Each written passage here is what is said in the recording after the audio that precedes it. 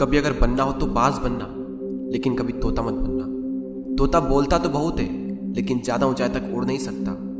बाज बोलता बहुत कम है, लेकिन सबसे ऊंचाई पर उड़ता है, और बाकी पंछियों का राजा होता है एक बाज। आज मैं आपको 5 ऐसे पॉइंट्स बताऊंगा जो कि हर इंसान को बाज से सीखना चाहिए, और लाइफ की बहुत बड़ी लर्निंग है इन 5 पॉइंट्स में।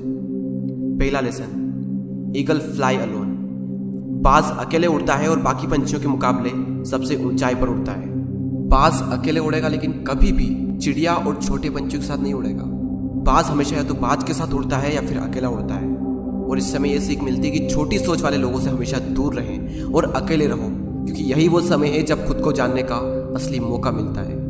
दूसरा लेसन, बाज का विजन बहुत ज़्यादा क्लियर होता है और बहुत ज़्यादा स्ट्रॉन्ग होता है। बाज अपने शिकार को 5 किलोमीटर दूर से ही देख लेता है, और जब एक बार उसे अपना लक्ष्य दिख जाता है तो उसके बाद चाहे रास्ते में कितनी भी मुश्किलें क्यों ना आए, वो अपने लक्ष्य को हासिल करके ही दम लेता है। इससे भी एक बहुत बड़ी सीख मिलती है कि अपना विजन क्लियर रखो और उसे हासिल करने में फिर चाहे कितनी भी मुश्किलें क्यों ना आए, पीछे मत हटो उस बाज की तरह। तीसरा लेसन, बाज कभी भी मरे हुए जानवरों को नहीं खाता, वो हमेशा जिंदा शिकार करता है, और इससे हमें यह सीख मिलती है कि जो हमारा पास्ट है वो मर चुका है, तो अपने उन मरे हुए सड़े हुए थॉट्स पर ध्यान मत दो और अपनी आने वाली ताज़ी फ्रेश जिंदगी पर ध्यान लगाओ।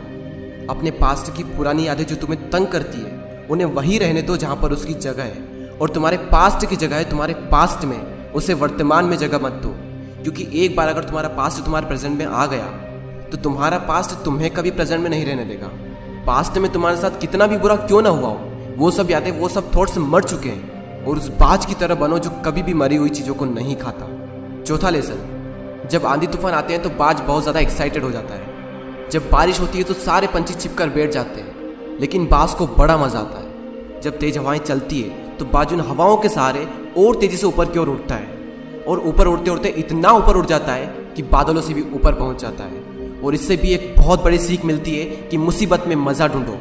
और नेपोलियन हिल ने एक बार कहा था कि हर बड़ी चुनौती अपने साथ में एक बहुत बड़ा अवसर लेकर आती है। तो उस बाज की तरह तुम भी अपने अवसर को पहचानो, और जिस दिन तुमने अवसरों को पहचान लिया तो सारी मुश्किलें तुम्हारे नीचे होगी और तुम उन मुश्किलों के ऊपर होगे। फिफ्थ लेसन, बाज अपने घोंसलों में से सॉफ्ट घास को हमेशा निकाल देता है, ताकि बाज का जो बच्चा होता है वो उसमें कंफर्टेबल ना हो सके, क्योंकि अगर वो घोंसले में कंफर्टेबल हो गया तो वो वहीं रहना पसंद करेगा। लेकिन बाज ऐसा कभी होने नहीं देता।